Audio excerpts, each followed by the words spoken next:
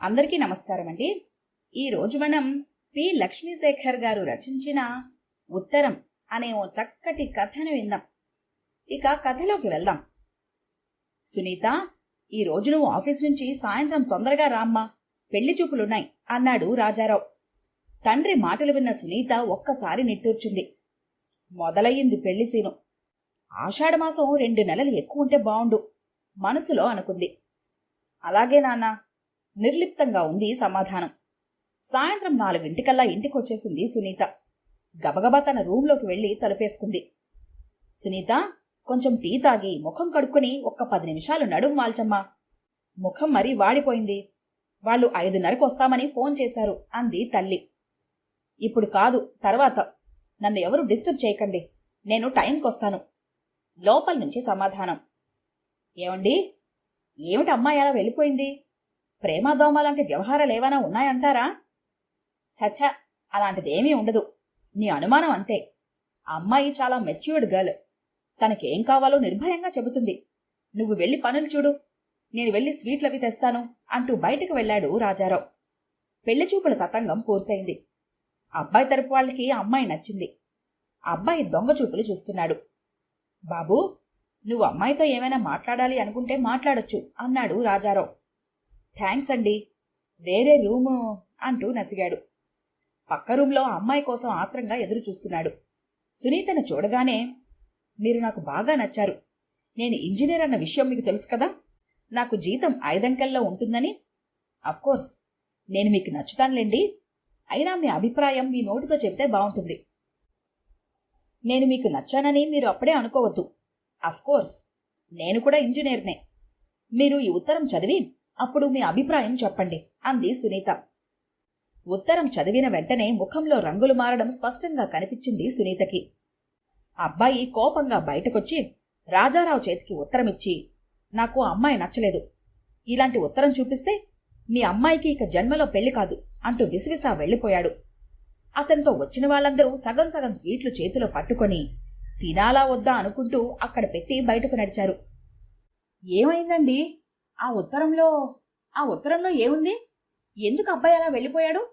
కంగారుగా అడిగింది రాజారావుని. ఉత్తరం చదివిన రాజారావు కూతురు దగ్గరికి వెళ్లాడు. అందుకే అంటారు, ఆడపిల్లని ఎక్కువ చదివించకూడదు అని. చూసారా దీని నిర్వాకం? ఎవరైనా వింటే నవ్విపోతారు. పెళ్లి చూపులకొచ్చిన అబ్బాయికి ఎవరైనా ఇలా ఉత్తరాలిస్తారా? దీర్ఘాలు పెట్టడం మొదలుపెట్టింది సునీత తల్లి. నువ్వు నోర్మియ్యక, నీ గొంతుతో పక్క వాళ్ళందరికీ ప్రచారం చేసేటట్లున్నావు. అమ్మాయికి అన్నీ తెలుసు, దాన్ని ఏమి అనుకో. వెళ్లిపోయాడు రాజారావు సునీత చేతిలో ఉత్తరం ఉంచుతూ. తండ్రివైపు కృతజ్ఞతగా చూసింది సునీత. సునీత, నీ పెళ్లిచూపులు ఏమయ్యాయి? ఆత్రంగా అడిగింది రోజా. ఈ ఉత్తరం చూసిన పెళ్లికొడుకు పిల్ల నచ్చలేదని వెళ్లిపోయాడు. తన బెస్ట్ ఫ్రెండ్ రోజాతో చెప్పింది సునీత. ఏదీ ఉత్తరం అంటూ లాక్కుంది రోజా. ఈ ఉత్తరం చదివిన ఎవరైనా పెళ్లి కొప్పుకుంటారా? నువ్విలా వచ్చిన వాళ్ళందరికీ ఉత్తరం చూపిస్తే ఈ జన్మలోనికి పెళ్ళవదే. పోనీలే, అయినప్పుడు అవుతుంది. నో కాంప్రమైజ్ అంది సునీత. 1 నెల రోజుల తర్వాత, ఇదిగో సునీత, నీకీరోజు పెళ్లి చూపులు. ఉత్తరాలు అవి చూపిస్తే ఈసారి నేను ఊరుకోను. కాస్త జాగ్రత్తగా మసులుకో. ఇంచుమించుగా శాసించింది తల్లి. మళ్లీ యథాప్రకారం పెళ్లికొడుకు విడిగా మాట్లాడటం, సునీత ఉత్తరమివ్వడం జరిగిపోయాయి. ఈసారి పెళ్లికొడుకు కొంచెం ఆలోచించుకుని జవాబు చెబుతాను అని అనడంతో సునీత తల్లి కోపంగా ఆమె వైపు చూసింది.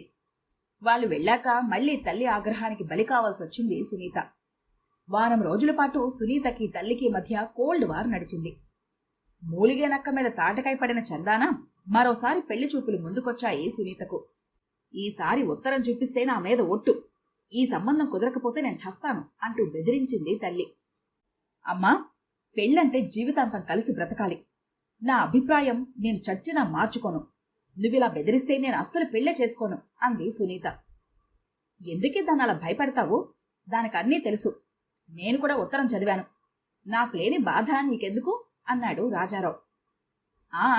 ఇలా దాన్ని వెనకేసుకొచ్చారు కాబట్టే అది మునగ చెట్టెక్కి కూర్చుంది. ఒక్కతే కూతురని ముద్దు చేసి దాన్ని చెడగొట్టారు. నేను అస్సలు పట్టించుకోను. మీరే ఏదో ఒకటి చేసుకోండి అంటూ విసవిసా వెళ్లిపోయింది. మళ్లీ యథాప్రకారం పెళ్లికొడుకు ఉత్తరం చూడటం జరిగింది. ఈసారి పెళ్లికొడుకు ఓకే అనడంతో ఇంట్లో అందరూ సంతోషపడిపోయారు. ఏంటి, పెళ్లికొడుక్కి నచ్చావా? ఉత్తరం చూసి పెళ్లి చేసుకుంటా అన్నాడా? ఒక్కసారి అతన్ని చూడాలనుందే ఆతృతగా అంది రోజా. చాలే ఊరుకో, నీకంతా వేళాకోళమే. తొందరలో చూస్తావుగా, తొందరెందుకు వారించింది సునీత. వీళ్ల సంభాషణంతా గమనిస్తున్నాడు నవీన్. సునీత వాళ్ల కొలీగ్ నవీన్ ఈ మధ్య డెప్యూటేషన్ మీద వేరే ఊరు వెళ్లడం పనిలో కాస్త బిజీగా ఉన్నాడు. సునీత, నవీన్, రోజా మంచి ఫ్రెండ్స్ కూడా. ఏమిటి రోజా, సునీత గారు 2 రోజుల నుంచి ఆఫీస్కి రావటం లేదు అడిగాడు నవీన్. మీకు తెలియదు కదా నవీన్, సునీతకి పెళ్లి కుదిరింది. ఆ పనుల్లో ఉండి రాలేదేమో. అవునా, కొంచెం బాధగా అనిపించింది నవీన్కి. సునీత అంటే నవీన్కి చాలా ఇష్టం. ఈ తరం అమ్మాయి, ఆమెకి ఏం కావాలో బాగా తెలుసు. కాని ఆమెకెప్పుడు చెప్పే ధైర్యం చెయ్యలేదు. తర్వాత ఆఫీస్కొచ్చిన సునీతను చూసి, కంగ్రాట్స్ సునీత, ఏంటి నాకు చెప్పకుండా పెళ్లి చేసుకుందామని అనుకున్నారా అన్నాడు నవీన్. రోజా చెప్పిందా అంది సునీత. అవునండి, అది క్యాన్సిల్ అయ్యింది. ఉత్తరం గురించి తెలిసి అతని ఇంట్లో వాళ్ళు ఒప్పుకోలేదు కూల్గా చెప్పింది సునీత. మనసులోనే ఆనందపడ్డాడు నవీన్. నేనే ధైర్యం చేసి ఎలా అయినా సునీతకి చెప్పాలి నా మనసులో విషయం అనుకున్నాడు మనసులో. సారీ చెప్పి వెళ్ళిపోయాడు.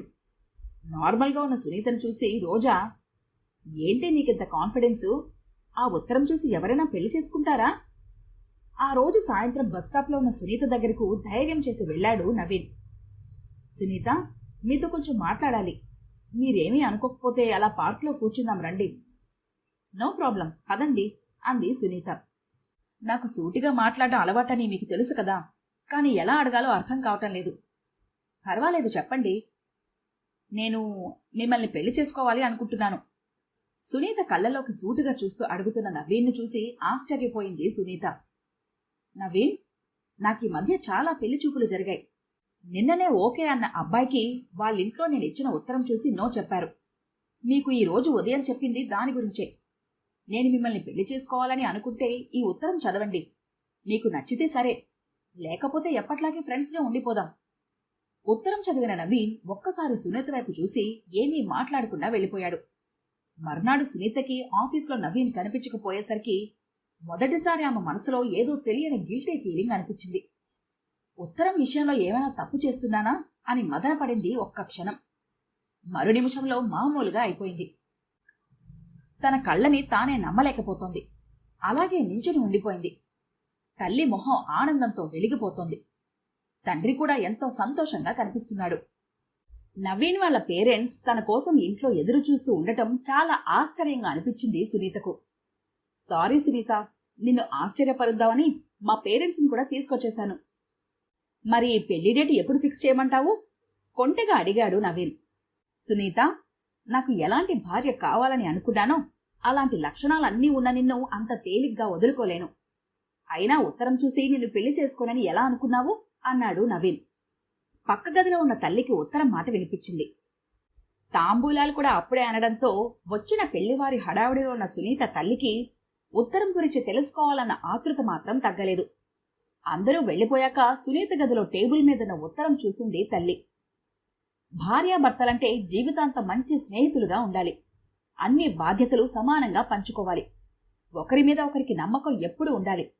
అన్ని విషయాల్లో ఇద్దరూ ఆలోచించి నిర్ణయం తీసుకోవాలి. నాకు 7 అడుగులు 3 ముళ్ళు కాదు ముఖ్యం. ఆప్యాయత, అనురాగాలు కలకాలం ఉంచే మనసు ముఖ్యం. మరో ముఖ్య విషయం, మా తల్లిదండ్రులకి నేనొక్కతే కూతుర్ని. అందుకే వాళ్ల పూర్తి బాధ్యత మనస్ఫూర్తిగా మీరు కూడా స్వీకరించాలి. ఇవన్నీ ఆచరణలో పెట్టగలను అన్న నమ్మకం మీకుంటే మిమ్మల్ని నిరభ్యంతరంగా పెళ్లి చేసుకోగలను. ఇప్పుడు సరే అని తరువాత ఆచరించకపోతే నేను ఎలాంటి నిర్ణయం తీసుకోవడానికైనా వెనుకాడను. ఉత్తరం చదివిన తల్లి మనసు ఆనందంతో నిండిపోయింది. జీవితం గురించి ఇంత అవగాహన ఉన్న కూతుర్ని తలుచుకుని సంతోషపడింది. ఉత్తరాన్ని అలా చూస్తూ ఉండిపోయింది. ఈ కథ గనుక మీకు నచ్చినట్లయితే లైక్ చేయండి, షేర్ చేయండి. మరిన్ని ఇంట్రెస్టింగ్ కథల కోసం మా ఛానల్ని తప్పకుండా సబ్స్క్రైబ్ చేసుకోండి.